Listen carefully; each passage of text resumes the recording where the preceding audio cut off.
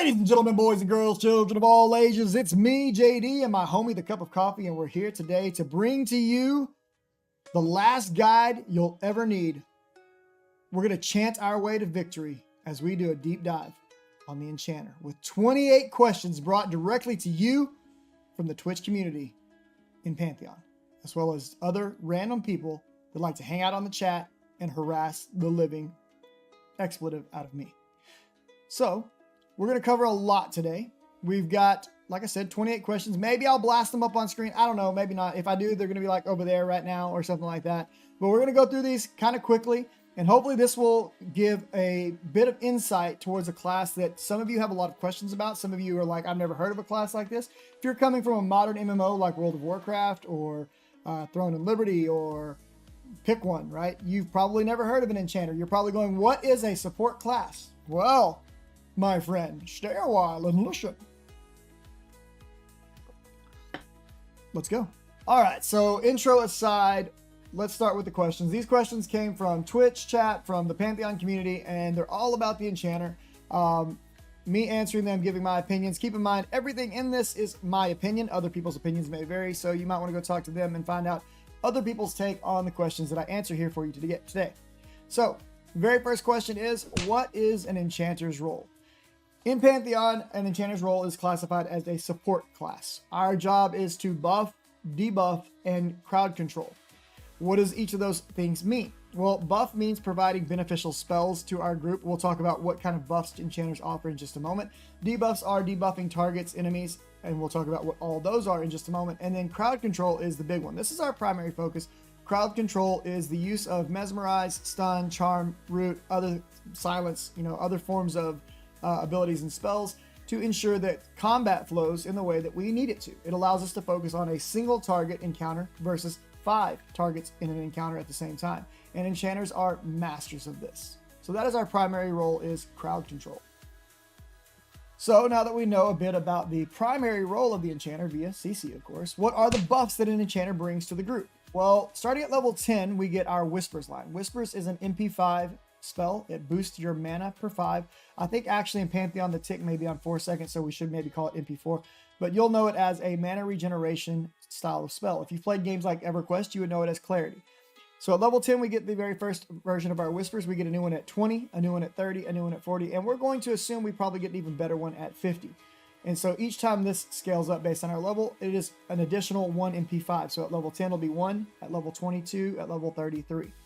The next line of spells that we get is the Erudite Mind spell. This is common amongst all arcane casters, and it increases the intelligence of a character by 2. Next is Lyrith's Grace. This is specific to the Enchanter, and it allows us to increase the charisma of all party members by 2 as well.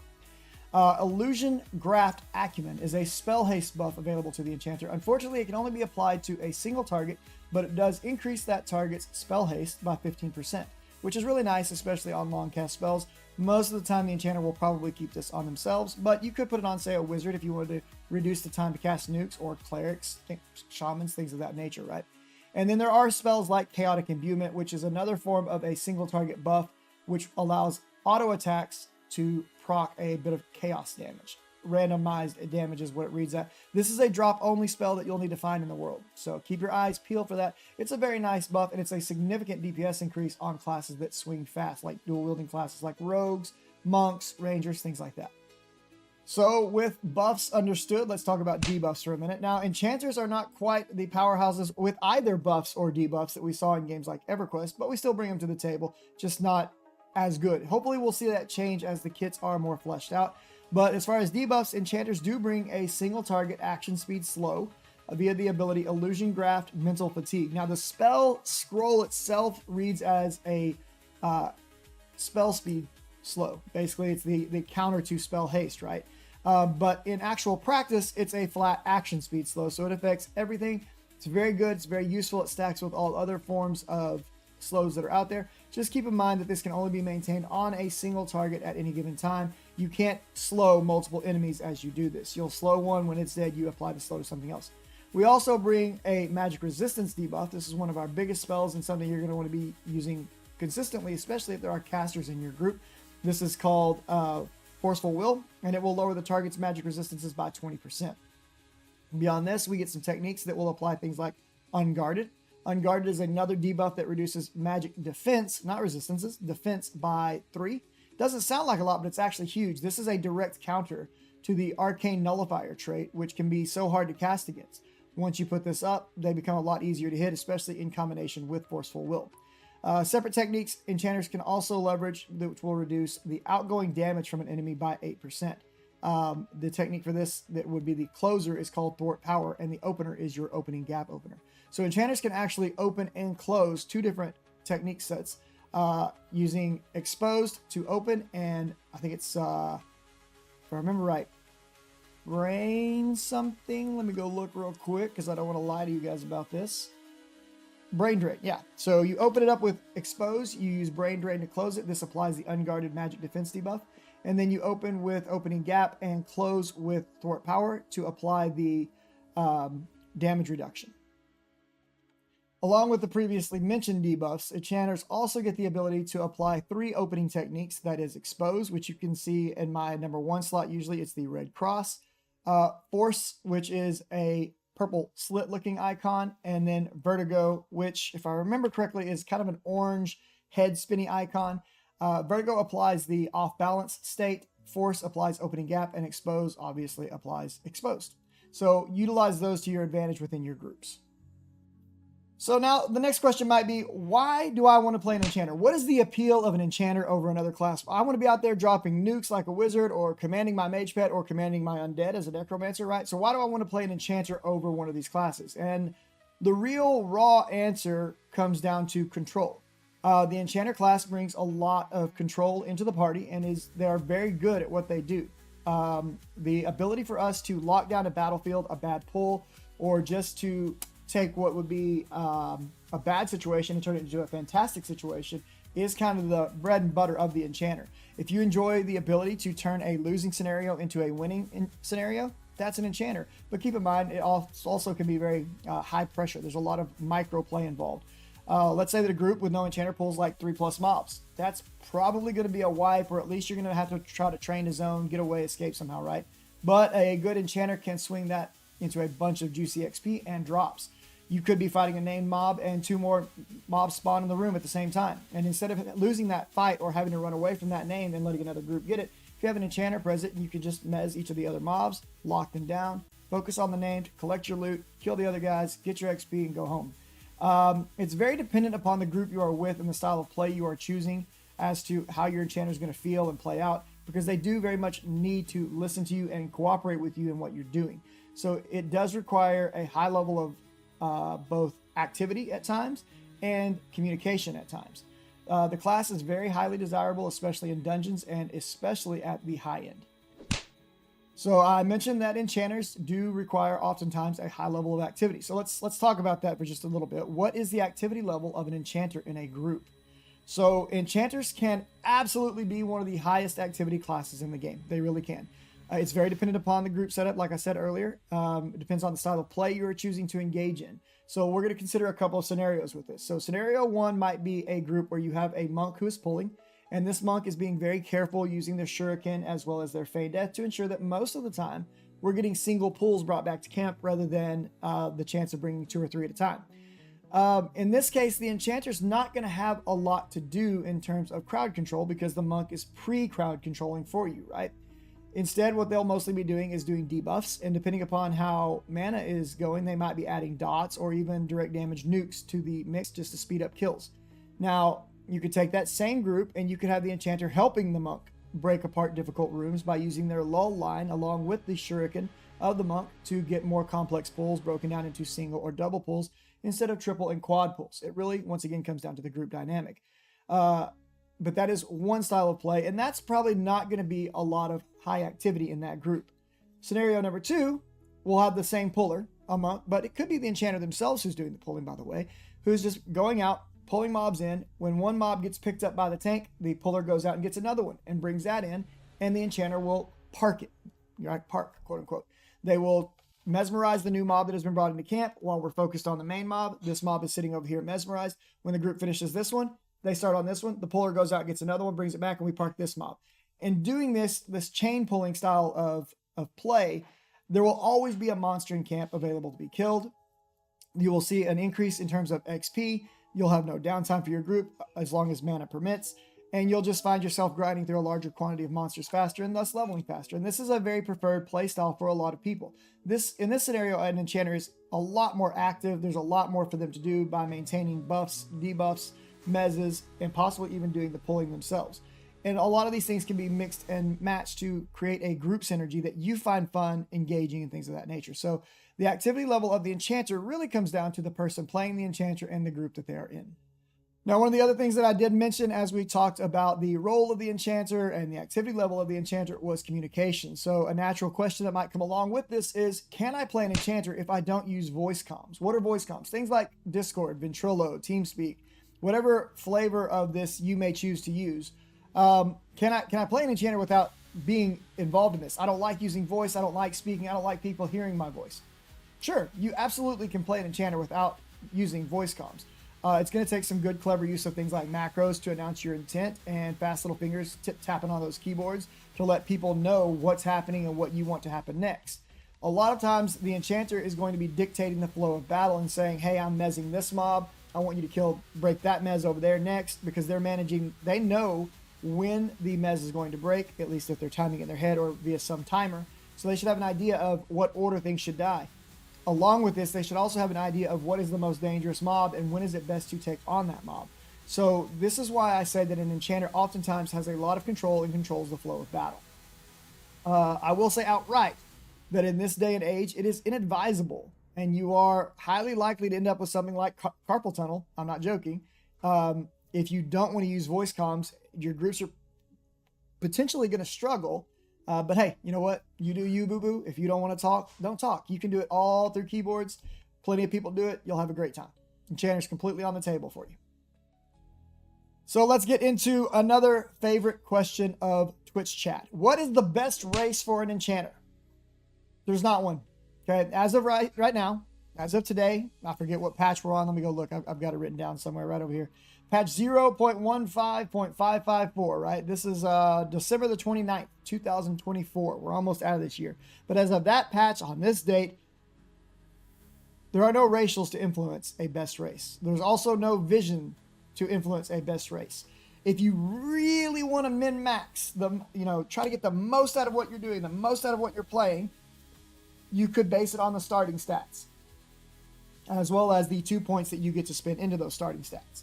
And in that case, what would come to mind for me as best would be the Darkmere. Darkmere have the best intelligence to charisma ratio. You can apply the additional points into charisma, and that would be the best Enchanter race to start as of today, min-maxing in my opinion. Now, keep in mind that your choices of a starting race are going to also impact where you start, what quest you're going to have access to, what side of the world you're on. And right now, humans, dwarves, ogres, and Darkmere all start out in Thronefest, although the humans and dwarves start out in Avelia Village, whereas the Darkmere and ogres start out in the cave. And some people don't like starting out in the cave. In fact, some people have been like, this place is dark, damp, I don't like it, I don't want to be this, so they've just instantly re-rolled. It takes about less than 10 minutes to get out of the cave, for the record. If you do start as an elf or as a halfling, you're going to start over in the Wild's Inn area, which is separated from the humans. It's about a 30-minute walk to go in between them, 45 minutes. You can find videos for it on my YouTube. I probably need to redo them because people are complaining about them, but such is life, right? But keep in mind that your starting race will in fact impact your starting location. And at later points in time, as new lands are unlocked, as new races are introduced, these starting points are going to continue to shift, as eventually each race will have its own unique starting area. So we've talked about what would be the best race. So the next question that might pop in based on what we've said about races and min-maxing is, what is the stat priority for Enchanter? And this will also kind of tie into a question later that we're going to ask about gearing, but we'll get to that one much later. So stat priorities for Enchanter, my opinion right now is that Charisma is bar none the best stat for an Enchanter that you should be focused on first, with Intelligence being in a very, very close tie right behind that. Charisma is going to impact your mezzes, your damage, your charms. Almost every single spell in the Enchanter spellbook is currently impacted by Charisma. Intelligence impacts our mana pool and our spell crit, and also impacts quite a few of our spells via direct damage from nukes, things like that, right? So really focusing on these two stats is going to give you the most bang for your buck as an enchanter. In terms of priority, I would say that it would be charisma over or equal to intelligence, then dexterity over or equal to stamina and wisdom, then constitution over and or equal to strength and agility. I should have a graphic on the screen right now kind of showing what I mean by this. But that's the order that I would put them in. Just remember that charisma impacts almost every spell we cast, has a significant impact on charm. When charm comes into play, it's going to be a big deal. Intelligence is our mana pool and our spell crit, as well as affecting other damage. Now, dexterity impacts our chance to hit. Yes, as of now, this does actually impact spells, at least the last time we tested it. Stamina impacts our hit points and our endurance for sprinting and climbing. Wisdom does in fact affect our spell crits, so it's not a bad thing to pick up some wisdom gear, because it also affects our learning ability, but you are going to gain spell crit off of this. Strength impacts our carry weight as well as our physical DPS. You may not have realized it, but your techniques, a lot of them rely on your weapon damage and physical DPS currently. I have not tested to see how strength affects this. I believe it's only weapon damage that's impacting this, but I could be wrong there. And then agility impacts our dodge and parry chances. So we know what race we want to pick. We know what the role of the enchanter is. We understand, kind of what buffs are going to be offered, what debuffs are going to be offered. We know what stats we want to put things into. How should we begin playing the game in terms of leveling? And this is a very subjective question. In the beginning, there will be light, and you should follow that light to the end of the... I'm just kidding. Don't follow the light. It's bad. There's going to be spell scrolls in your inventory. First thing you need to do is right-click those spell scrolls and put them into your spell book, your codex. Open your codex and add them to your spell bar. You should start off with a basic mez, a dot, a direct damage spell, and then a non-mana based technique, meaning it costs no mana to cast. You're going to be using that non-mana technique as often as you can to do free damage along with auto-attacking. On a more serious note, what you're going to want to do is just start killing everything around you as quickly as you can, particularly killing whites, blues, and as you can, yellows. Now, yellows may be a bit of a struggle for you when you first start the game, but as you gain a little bit of experience and understanding of what's going on, you will know whether or not you can take a yellow mob. The white, blue, and yellow that I'm referring to is the color that the enemy cons. This means considers, meaning you target them by tabbing or clicking, and you hit your C key, and this will consider the difficulty of the animal, or monster, or humanoid, as the case may be. But you want to be looking at ones that are considered easy, which is blue, equal, which is white, or slightly difficult, which is yellow. Yellow is a little bit above you in level, white is your level, blue is just below you. This is going to be your primary experience range for the entire game for leveling. And so what you're going to want to do is go around the newbie area that you've begun in, press C on whatever you've targeted, see if it's good to kill, check your HP, check your mana, and then begin assaulting it. If it's below yellow, you've got a pretty good chance of winning. So whites and blues, you should pretty much win those, even if you're not necessarily at full HP. Yellows, you're going to want to be at full HP every single time. Also keep in mind that some enemies are going to be called social, meaning that if one of their same kind is nearby, they'll call that dude into battle to help them. So for example, the little green, I can't remember their names, like forest beetles, or the beetles I know, most of the bugs are social. Skeletons are social. So if a skeleton sees you attacking another skeleton and wanders within your range, it will come up and they will gang up on you. Just keep this in mind so that you don't pull too many creatures on yourselves and get yourselves killed. So now that we kind of understand how we're going to start leveling, one of the next questions that generally comes up is, when should an enchanter begin to group versus solo? And I'm going to kind of go back to what I was saying in the last question as I begin to answer this question. As long as you are checking your health, checking your mana, understand how to use your spells in the most efficient ways, right? Know when to attack with what spells. You should be able to kill yellow, blue, and white mobs from level 1 all the way to level 40, all by yourself. You may not have the most fun. It may be kind of boring, but you can literally go from level 1 to level 40 should you choose soloing. Grouping is an option and very encouraged. And it does let you see parts of the game that you're not going to be able to see while you're solo. It's also going to give you better access to loot, and it's also going to give you better access to coin. Although that's being worked on a bit, what you need to understand is that there is no set time that a player should feel forced into grouping versus soloing. You can literally solo every level of the game, but you do need to understand that some content is 100% meant to be done in groups.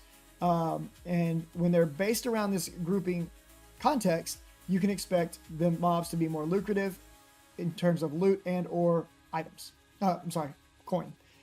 Humanoids are your primary source of loot. They're also your primary source of items. But you may also need to hunt certain monsters to get certain drops for crafting or for quest rewards. And there are some very good quest rewards, and there's some very good crafted items in the game as well. Don't be afraid to jump into a group that's farming, say, spiders instead of a group that's doing, say, bandits. The XP is going to be worthwhile, and leveling is something that is going to take some considerable time in this game. It is not going to be fast-paced. Your first 1 to, say, 4 levels, you can do that in around 40 minutes to an hour and a half, depending upon what, how well you grasp the game and dive into it. At 5, it'll start to slow down a little bit. At 6, it really begins to slow down. And by the time you get to level 10, it's really going to slow down because it is not intended to be a shoot to the top, the game begins at level 40 game. The game begins at level 1, and horizontal development of your character, meaning going out looking for gear for that level range, is absolutely essential to progressing through the rest of the levels quickly and effectively. But you are not forced to group at any point. You are also not forced to solo at any point. The game is open to you, and you should feel free to move between the two playstyles when you feel like grouping versus when you feel like soloing. Every class in the game can solo. Enchanters actually are very effective at soloing. We're one of the classes that can solo group mobs at later points, once you understand the class quite well, and you should use that to your advantage.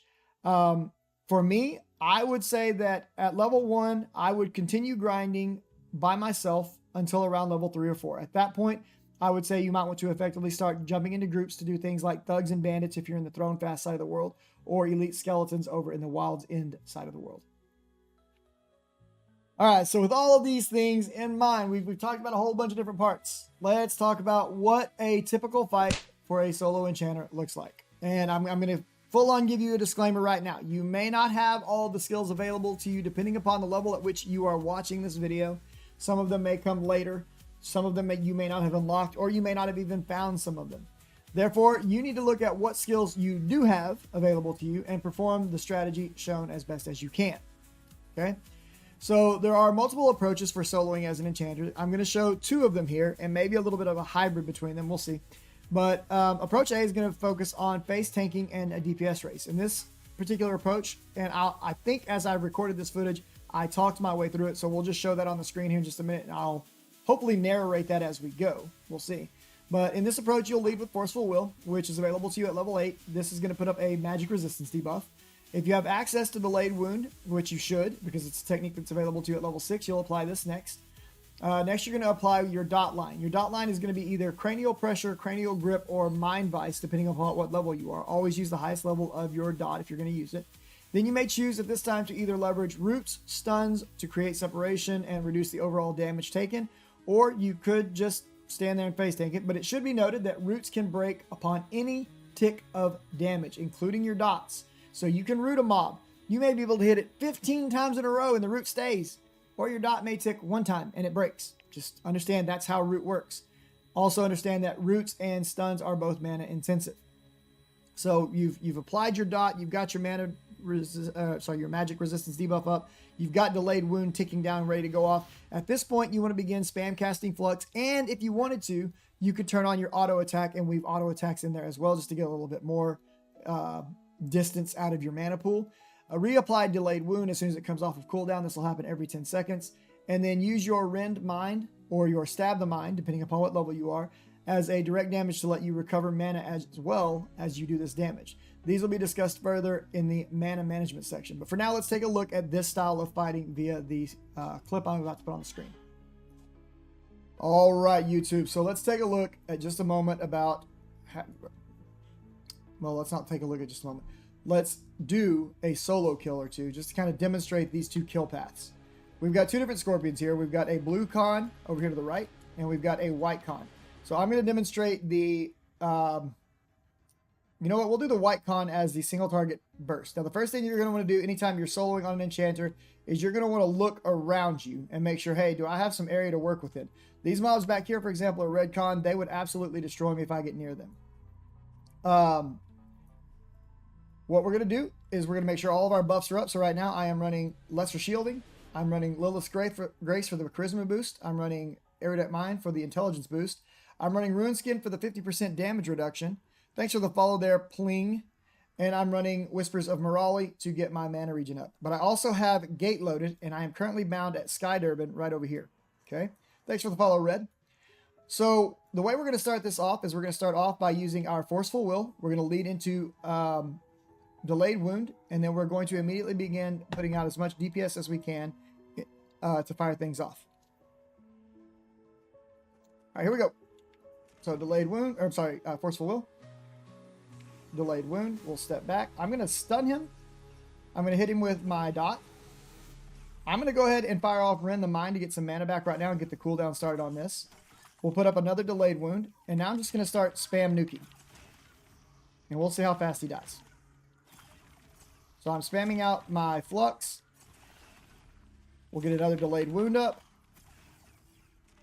We could have rooted. We could take the time right now to root and step back and fire off our Mana Guzzle if I wanted to, just to get some extra DPS in.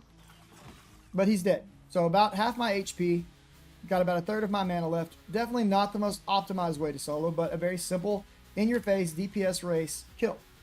All right, so the next way that we're going to look at soloing as an enchanter is going to be what I call the safety sitter. This is approach B, and I'll have some footage for that as well. In this approach, it's a lot simpler. It's a lot more straightforward. You may feel like there's more downtime, but I've done both methods, and they time out almost identical. In this approach, you're going to still lead with Forceful Will. And then you will follow this up once again with Delayed Wound. Then you're going to immediately mez the mob and sit down. The reason for this is that Delayed Wound has a component on it that says if it goes off on a mesmerized or disoriented target, it will deal heavy weapon damage. And we are leveraging that fact to our advantage. So you're going to mez Delayed Wound. When Delayed Wound gets down to about 2 seconds remaining, you're going to cast mez again. The Delayed Wound goes off, the mez lands, the target never moves. Hence why it's called Safety Sitter. This is a very safe method of killing things so long as you don't get resistances, right? So when Delayed Wound has 2 seconds, 1.5 if you're using the lower level mez, begin casting your mez again. After the Delayed Wound goes off, the mez will land, reapply the Delayed Wound, sit down, rinse and repeat the reapplication of mez and Delayed Wound until the mob is dead. On yellow con mobs, this takes me about 1.5 minutes or less most of the time to kill them.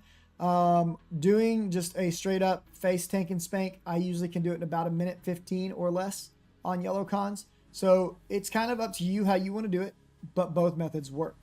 Let's take a look at the footage for the safety sitter style.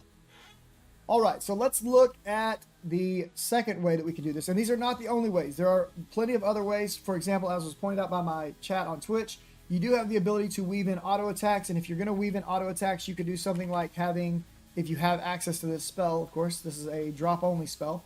But if you have access to Chaotic Imbuement, this will add additional damage to each of your auto attacks. So keep in mind, you could do that and weave in more attacks with your rotation if you wanted to when you're doing the DPS in your face. Now with this next one, it's a lot simpler. It's debatable whether it's faster or slower. I've seen it have faster kill times, I've seen it have slower kill times, but what we're going to do is, once again, we're going to start off with Forceful Will. We're going to immediately apply Delayed Wound. He stepped out of range of Forceful Will. That sucks. But we're going to hit him with a stun. I'm going to step away. I'm going to go ahead and throw up my mez. Now, your mez timer may be 1.5 if you're on a lower tier mez. The mez immediately broke because Delayed Wound went off. That's not a big deal. We're going to remez. You could mez first and then apply Delayed Wound. Now, technically, I'm in complete control of this fight right now. I could sit here for 45 seconds if I wanted to. But what I'm going to do is I'm just going to reapply Delayed Wound. And for this reason, you may want to use a lower tier mez when you're doing this. We're going to keep an eye on the cooldown, right? When this gets to about 2, we recast our mez. Delayed Wound goes off. Mob is remezed. Reapply Delayed Wound. I applied the wrong skill there. I hit him with something I wasn't supposed to. What's supposed to be being the easier one and the safer one, I'm not doing correctly. Okay, he's remezed, Delayed Wound. Sit down and relax. And his HP is just getting chunked down. There's no threat here. There's nothing for me to really worry about. A resist might feel bad here, but that's about the only thing that I have to worry about. And even then, an easy stun or a root puts you right back in control of the battle, so it's not a big deal. And if you really time it closely, the mob will literally never even get a chance to move. Now, it should be noted that as you're doing things like expose and brain drain or other techniques, your weapon damage matters. Those skills have a damage component to them, and that damage component scales off of your weapon. So using something like a Wispwood Staff, a strong two-handed damage weapon, maybe you've got the Walking Staff from Xyrus, or another two-handed staff of some form in your possession. Use that when you're soloing, because it's going to impact how much damage these techniques do.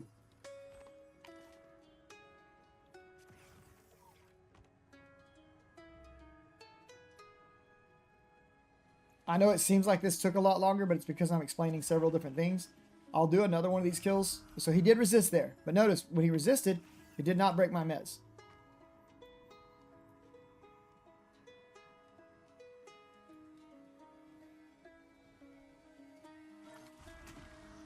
Now at this point, I could just finish him off with nukes. You could combine these two things, and you could do the first half of his life using nothing but the delayed wound mez method, which is method C. It's a combination. And there we go. It's done. So now that we have looked at what it feels like to solo as an enchanter, let's look at what it feels like to group as an enchanter. What does a typical fight look like for an enchanter in a group?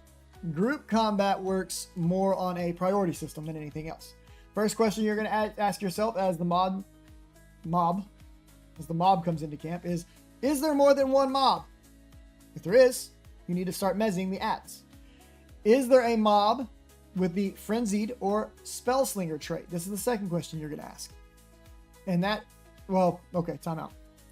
Technically, before you begin mezzing any mobs, you need to look and see if any of the mobs that have been brought into camp are Iron-Willed. Iron-Willed is a complete counter to enchanters. We cannot mez them, we cannot silence them, we cannot stun them. If an Iron-Willed mob is in camp, it is absolutely the priority that needs to be killed first. And along with that being the priority, the only way that you can truly CC an Iron-Willed mob is via Root or Kiting, your choice.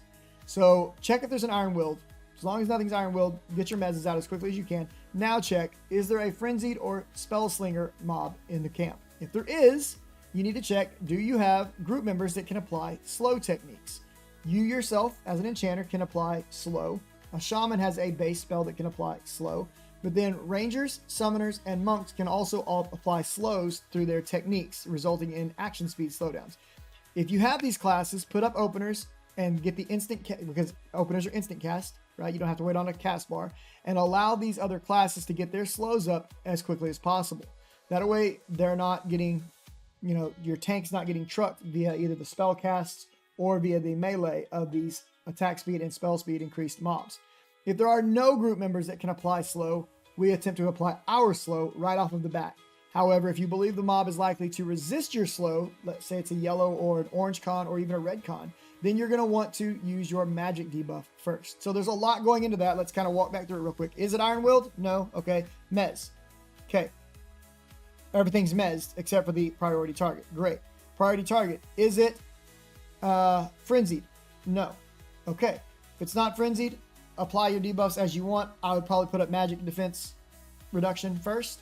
Then I would apply my slow and work down from there. Frenzied is there or Spellslinger is there. Get instant cast techniques up as quickly as possible so that other classes can slow. Get your slow. Once again, if it is a yellow, orange, red con, get your magic resistance debuff up as quickly as possible so that other classes can apply theirs. Keep in mind that with techniques, once the opener is applied, the closer cannot miss. This is very important to understanding how you want to prioritize things. Now, the next trait you want to look out for is the Arcane Nullifier trait. If this trait is present, you want to use Expose and Brain Drain as quickly as possible to add the Unguarded debuff, which reduces their magic defense by 3. This is a direct counter to the Arcane Nullifier trait. In almost all other scenarios, you're going to want to lead with Forceful Will to get magic resist lowered, make it easier to land all other abilities, then follow into slow and technique-based debuffs. With this in mind, I will say up front, this is not the rotation that I follow, but it is the more traditional route. The rotations that I personally follow that I use are as follows. If it's a fairly safe pull, If it's a fairly safe pull, I will start off with Expose into Brain Drain, into Opening Gap, into Delayed Wound, into my Dot, into my Rend the Mind to get back mana, into my Magic Resistance debuff, into my Slow, into another Delayed Wound, and then I will sit and recycle Delayed Wounds as needed. This keeps me at around 90% mana while putting up dots, doing some direct damage, getting all debuffs applied. allowing for technique closers to be applied very quickly. And this is something that I know I'm not going to get many resists on. It might be a yellow or a white con. On more dangerous pools, I'm going to open with Expose, Opening Gap, Magic Resistance debuff, Slow, Brain Drain, then Delayed Wound, then Dot, then Rend. So basically just prioritizing getting those more important debuffs up earlier than prioritizing getting DPS spells up earlier. Your mileage may vary in that. You may have a completely different rotation. And if you've got a way that you think is better, let me know about it in the comments. I'd love to hear it. So let's throw up some group footage right now, and I'll kind of let you guys see me doing these rotations. And I should, if I remember correctly, have narrated this, but I did it a few days ago and I don't remember. So we'll find out. All right, YouTube. So now we are going to look at the Enchanter playthrough from the standpoint of grouping. Okay, now we are in Halnir's Cavern. We're down at what we call the ghost area. We're in a safe room. There is one mob that likes to walk up and down the stairs right here and will come into this room. We're going to look around the corner and just peek it real quick. He's right there. He's a soldier. There's another mob that's right down here down these stairs. Now, sometimes as the Enchanter, you may be asked upon to pull. So a lot of times somebody else will, but you might. And it's not that difficult to pull. What you want to check is you want to see what do you have. This is a Mana Weaver. And you also want to see, do they have any attributes? This one does not. Any traits. So we're going to go ahead and pull him up. I'm going to use my Exposed weakness to pull him. I'm going to get 2 here. That's okay. Mana Weaver is the target. We're going to announce our target. And then we're going to go ahead and mez the soldier here. Now you'll notice that my loadout is switched to soldier. It's Iron Willed. So we had to call a switch because I noticed after the fact that the soldier had an Iron Willed trait. This trait makes a mob basically immune to enchanters more or less. So we've got the Mana Weaver under control via our Fascinate Mez. We're going to switch over to the soldier. We're going to apply our Forceful Will.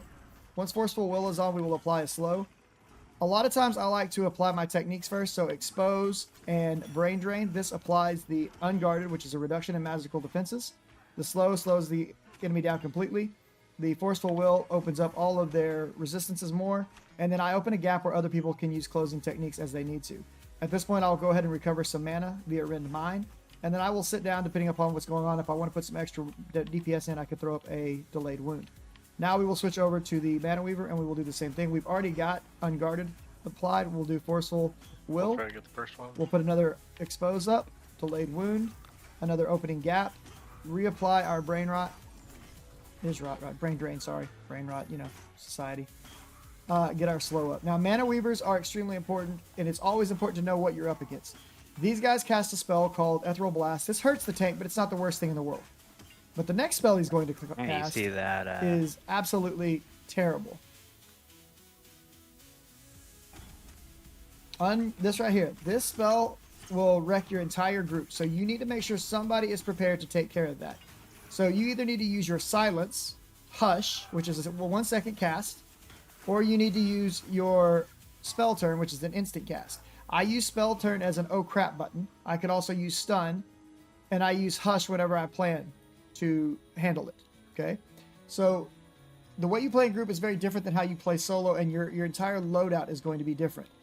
There's a lot of buffing, debuffing. In this case, I'm also doing pulling, so you need to understand where the mobs are.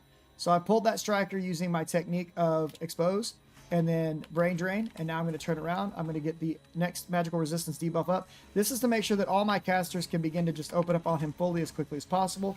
And the reason for that is because I have a wizard in the group. I really want that wizard to be strong and going off on these enemies as quickly as possible. Along with this, we're going to go ahead and recover our mana using Mana Guzzle. He's debuffed. We can add some additional debuffs as we need to. Then we're going to go ahead and hit him with Rend the Mine. And right now, I'm missing a buff. I do not have Whispers up, and I need to get this on the rest of my group, so I'm going to rebuff this right quick.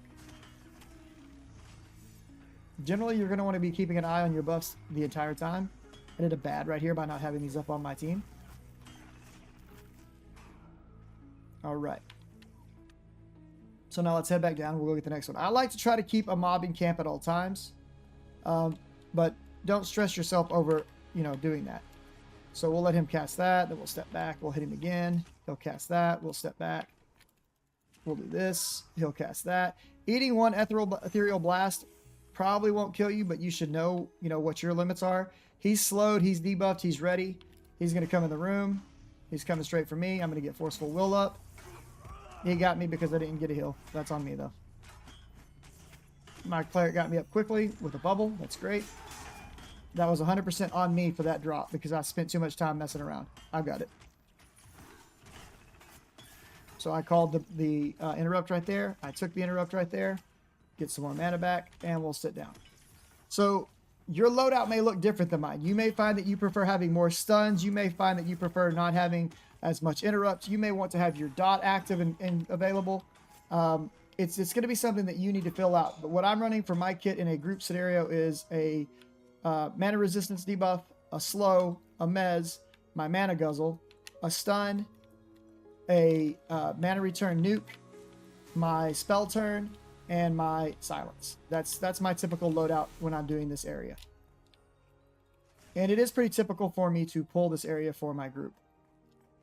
The main things that you're wanting to pay attention to is watch your mana. Know whether you're capable of handling a scenario where if I were to have just pulled multiple mobs, would I be able to mez right now? Yes, I would. But I also knew that I had 10 seconds till I got another mana nuke up, and I also knew that I had enough time to get my mana guzzle up soon. On top of that, I know that I've got a mana potion sitting right here that I'm ready to make use of if I need to. In the case that we got multiple mobs in, you have to decide what your priority for mesmerizing is and how you want to lock down the room. You can hold many mobs mezzed at the same time. You can even hold up to 5, 6, 7 mobs. But the thing about it is, the more you're holding mezzed, the more the mana tax, because there is a drain on your mana pool the entire time you're holding mobs mezzed, the bigger that's going to get. So you need to understand how quickly you recover mana, how quickly you're going to be able to get your mana recovery tools like Guzzle and Rend the Mind back and things like that. So when I used Rend the Mind just then, it did not go to my mana pool. It went to Azimek's. He had low mana. He needs to do DPS right now, so I gave it to him. Whoever your defensive target is, that's who Rend the Mind is going to send the mana to. If you read it, release a jolt of mental energy that deals magic damage to the target and returns 20% of the magic dealt as mana to your defensive target up to a maximum of 18 mana. So pay attention to that to make sure you're not sending it to somebody who doesn't even have mana, like a tank, for example. So now let's get back to the good old questions, solo versus grouping. What are the differences in your focus when you are grouping versus when you are playing solo? Well, when you are soloing, your focus is how can you kill the mob as efficiently as possible for your XP per hour while keeping yourself safe. And you will likely leverage more stuns, roots, and less slows and debuffs. You should not be doing multi-mob pulls unless this is a killing strategy you are employing and you know exactly what you're doing. In which case, there are other things that we could talk about, such as terrain kiting, root rotting, delayed wound dotting, and kiting. Those are possible to be done. But they can be very challenging if you don't know what you're doing as an enchanter. So not something I would start out early game with.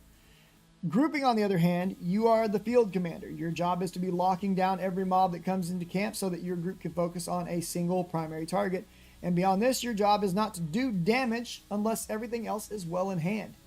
And you have complete control over the situation from a target perspective and from a perspective of mana. If you are controlling your targets well, if you have the battle well in hand and there is no risk to your group and you're sitting on, 60 to 70% mana at the end of every pull and you want to throw some extra DPS out there, have fun.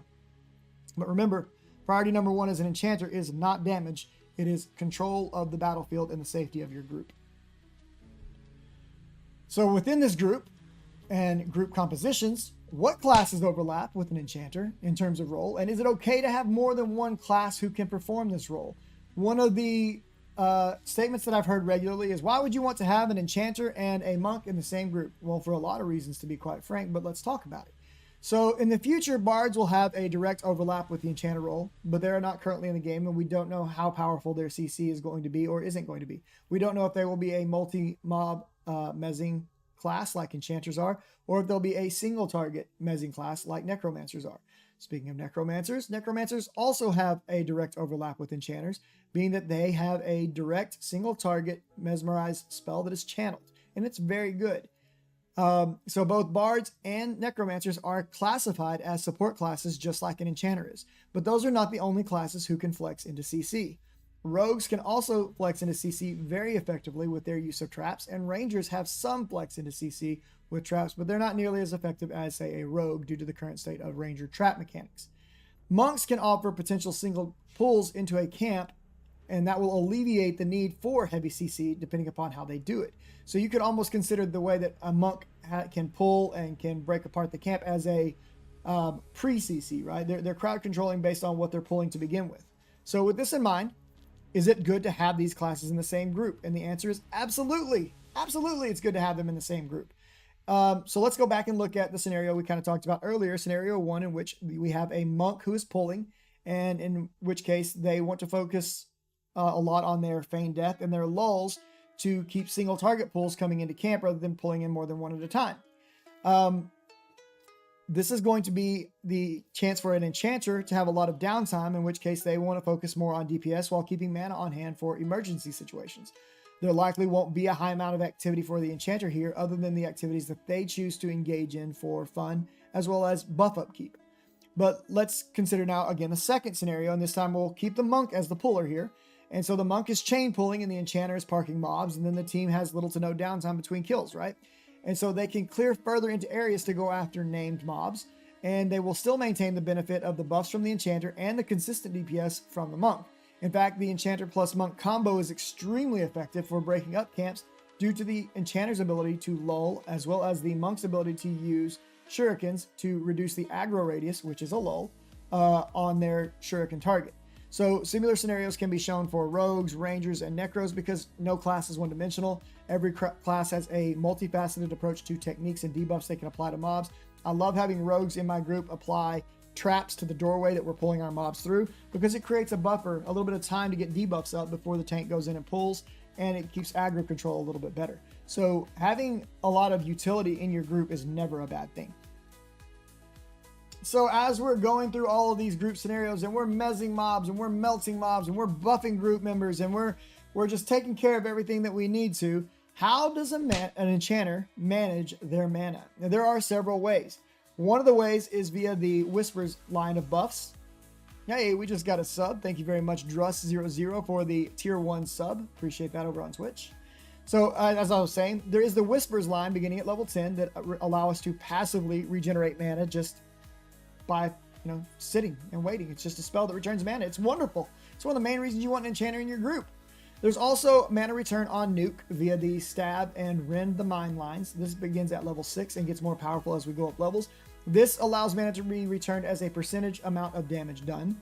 There's also the mana return on Channel, which happens via the Guzzle line beginning at level 14, in which case you will begin to guzzle mana out of a target and it will return 3% mana per second over 10 seconds. So 30% mana return.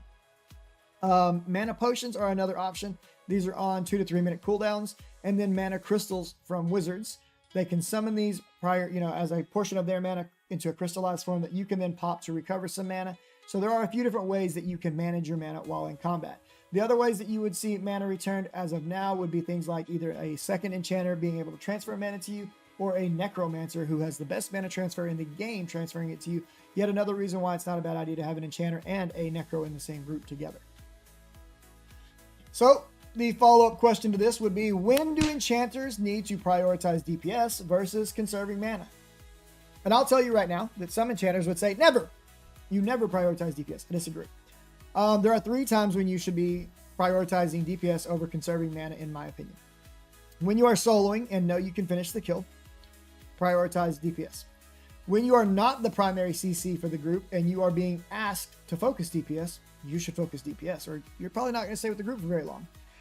When the camp is broken and you are getting pretty much single target pulls and staying consistently above 60% mana, you should probably be focusing a little bit more into DPS. There is a 4th time that just kind of came to me that I would say it would probably be a good time for you to focus DPS. If your group is about to wipe, but the mob is basically at a point where you could DPS race it down, stop everything else and burn the mob to the ground, unless you can preserve the group by CCing the mob instead and letting everyone recover. This is a very tricky decision you have to make. Most of the time, the answer is going to be to CC the mob. But let's assume for a moment that the mob is an iron-willed mob or is highly resistant to what level you are in terms of spells. You might be better off trying to get the DPS in, but most of the time, if they're resisting your mezzes, they're also going to resist your DPS. So iron-willed would be the scenario in which you want to focus DPS over doing anything else. You're just going to have to use your best judgment and what you learn through playing the Enchanter to determine when it's best for you to focus DPS. But I will say, since I've said from the beginning of this deep dive, as an Enchanter, your role is not to do damage. As you get better at playing the class, and as we get charm, DPS will become more of a thing. And we just got a hype train with another sub from Grassimo 5019 over on Twitch. So thank you guys very much. Appreciate all of you. If you're not over on Twitch hanging out with us YouTube, you should come hang out with us on Twitch. We're there almost every day. Let's move on to the next question, shall we? So at the end of the last question, I did mention charming. So the next natural question might be, do enchanters get pets? As of right now, enchanters do not get pets. However, charm is currently being worked on. It is currently being actively developed. We've seen it being demonstrated on Joppa streams. We know it's right around the corner. And so from a developer side, it's a matter of them just tweaking it. And yeah, it's coming. In the near future, we will have charm in our hands. Don't know how good it's going to be.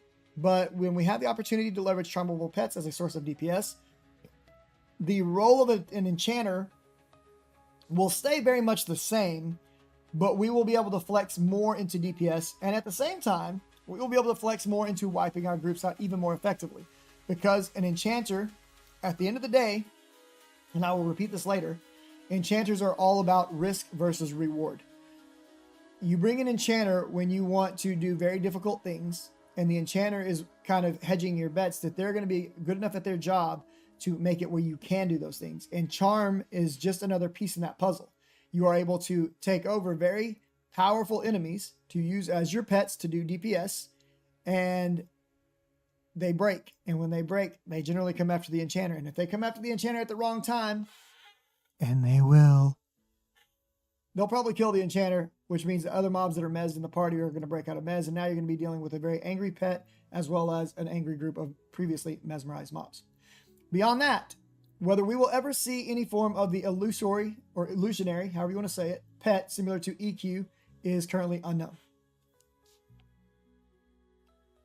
So following kind of down along this same line of questioning with regards to pets, will enchanters be able to charm better than average mobs to use as pets?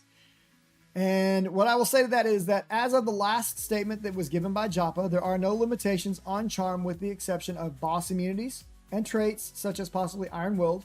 But until we have charm in our hands, we cannot say for sure. Do I believe that we will be able to charm Chevron, aka group, aka elite mobs? Yeah, I do. I think we'll be able to charm those.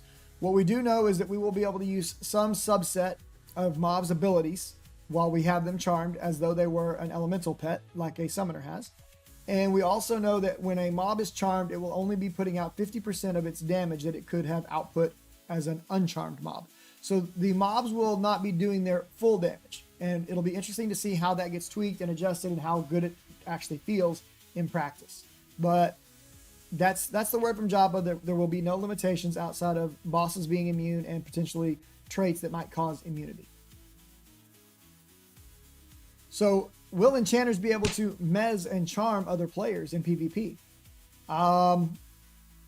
We don't know. What I will say is that as of now, our understanding is that in PvP, these options will be on the table for us. What that will look like, what that will mean, we don't know. The first PvP server is set to come out sometime, hopefully in January. And you'll know as soon as I know when that happens, what all enchanters can do. I can say that if they stick to their EQ roots like they have on so many things, then yes, Mez and Charm will absolutely be on the table. But they have deferred from that path at different times when they felt it was important. We will see if they do so again. This brings us to the most important question. Can enchanters output high DPS? Enchanters actually can perform adequate DPS, but their DPS is not going to be on par with a pure DPS class like a wizard, a rogue, a ranger, or a summoner. Our dots tick for a pretty good amount of damage. We can spam our nuke cast, and when we get charm, our DPS is going to become a lot more respectable. But I will reiterate again, as loudly as I can, as an enchanter, your primary role is not DPS. Your primary role is support, utility, crowd control. Oh, we're winding down. My voice is dying. What are some good macros for enchanters? So I'm gonna blast a few macros up on the screen, but I'm just gonna kind of read through a list that I have here. So Mez announcement.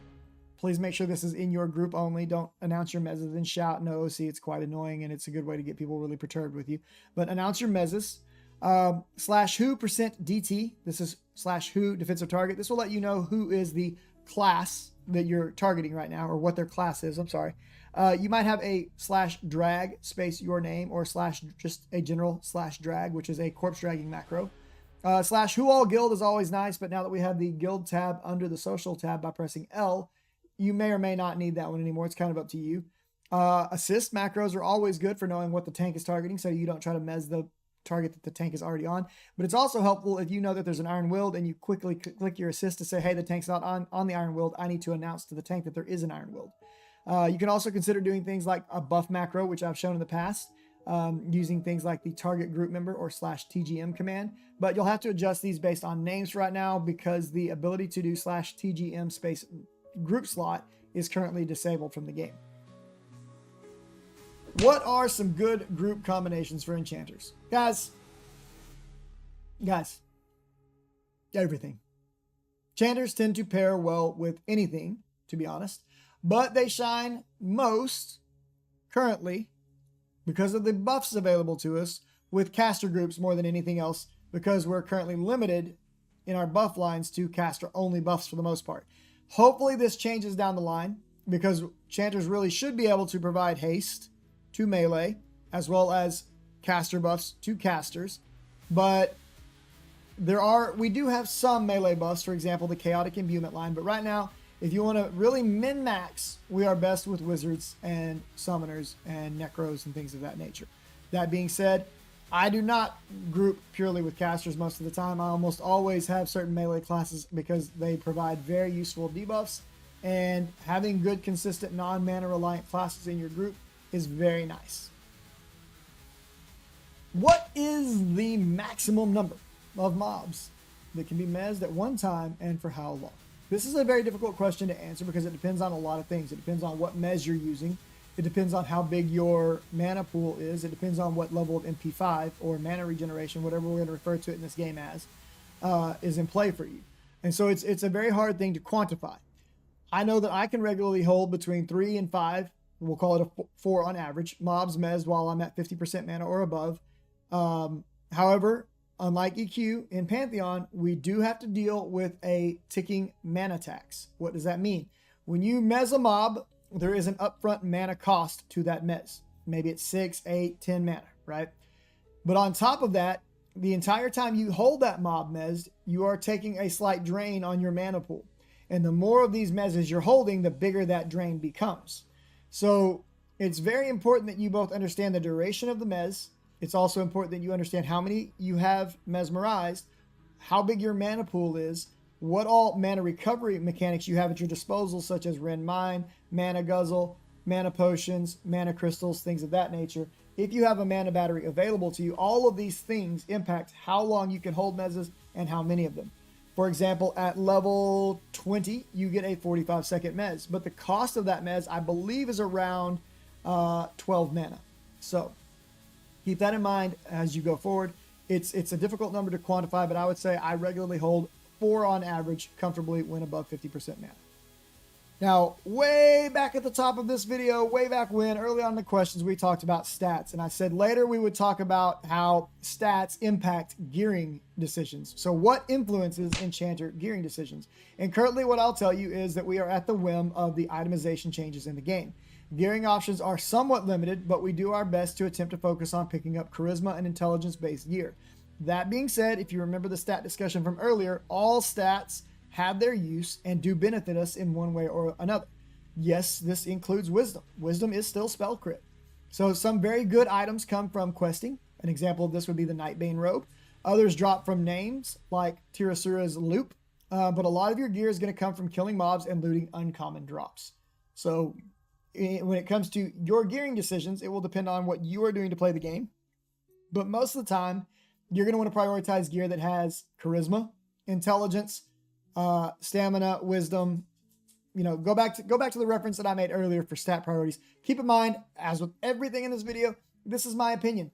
There's going to be somebody or many somebodies out there who are going to disagree with me, and they will let us know very vocally in the comments down below. And you can feel free to go and debate with them about what your stat priority choices are and your gearing decisions. I will not. So one of the big questions that we've kind of not answered yet is, how good is Enchanter survivability? And I'm going to say this in the most serious tone I can possibly say it. These two words, Enchanter, survivability, should never be used in the same sentence. They are diametrically opposed. However, if you are a better enchanter than I am, which accounts for around 99% of the player population in Pantheon and in EverQuest, Enchanter can be extremely survivable. The problem is other people are going to get you killed every 10 to 15 minutes, most likely by breaking your mezzes and not being able to read your mind to know what you're going to do next. On that note, your mileage may vary, and I wish you the best of luck, and always have a pocket cleric, shaman, or other res source on hand. Now that we've got death out of the way, what trade skills offer the most benefit to an enchanter? Trade skills are in the midst of a massive overhaul and rethink and retweak, okay? My opinion on this, and only my opinion on this, so do not take this as fact. Plenty of people are going to have plenty of other ways to tell you to look at things, is going to be that jewel crafting, alchemy, tailoring, inscription, and provisioning are the best crafting skills for an enchanter. Each one is going to bring a different set of bonuses, and some pair very well together. Like, for example, jewel crafting and alchemy, because you will need alchemy for a lot of sub-combines or subcomponents to use in your combines as a jewel crafter. Alchemy is actually very useful to many different trade skills as a pairing. And on top of doing the subcomponents, it allows you to make potions and things like that for recovery as you're out in the world. Provisioning will give you access to both food and drink. And then tailoring obviously will allow you to create your own armor, clothing, as well as bags. Inscription is still kind of getting to know you. So I'm not going to talk a lot about inscription yet, okay? But those are what I would say my top picks: jewel crafting, alchemy, tailoring, provisioning, and inscription. Final question. Well, next to last question, okay? How does the Pantheon Enchanter compare to the EQ1 version of the Enchanter? Now, we could take EQ1, we could sub EQ1 out for how does it compare with the Mesmer of Guild Wars? How does it compare with the Coercer of EQ2? And there's a whole bunch of other things going all the way back to Asheron's Call and Anarchy Online and DAOC and all these other MMOs of the classic era where we could say, well, does this class feel like this class? What I will tell you is that the Enchanter in this game is the closest thing to an Enchanter in EverQuest 1 that I have ever felt since EverQuest 1. And I've played almost every MMO out there that you can imagine. But to tell you how it really feels is, well, what I'm going to tell you is just come try it. I mean, it's $40 and it's worth every dime of it. I've already put well over 100, 200 hours just since early access began into playing my Enchanter, and I've loved every minute of it. If you enjoy this style of game and you enjoy this style of class, you are going to enjoy it. If you don't, you may not. That's all I can tell you. With that being said, I want to say thank you very much to all of my friends in the game, my friends out in the world, and all of my guild members, and everybody that's been over on Twitch with us, hanging out, who have helped come up with all of these questions. I wanted to take this class and kind of do a deep dive over, what does the community want to know about the class? I didn't want to just go through the spell book and show spells. I wanted to give, hopefully a bit more relevant information. The final question that I have for you guys is labeled as question X. It's not a question that I wanted to pose, but it was one that I was told I had to.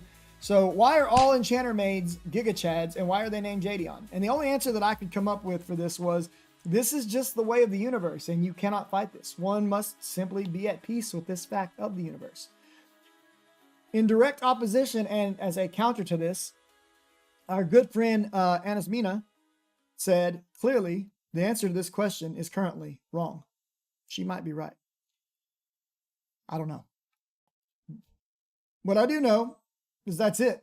We just answered 28 Enchanter questions in the Enchanter Deep Dive, and hopefully I've provided good enough media content. I have no idea because I recorded this whole thing out of order. But as always, if you liked it, like it. If you'd like to see more like it, click that subscribe button, bell icon for notifications. Remember, I live stream all of this content on Twitch TV/JDon77, so stop by and say hi. We'd love to see you there. Come play some Pantheon. I look forward to seeing you in Terminus. God bless you all. I'll see you in the next one. Laters. Did it fast.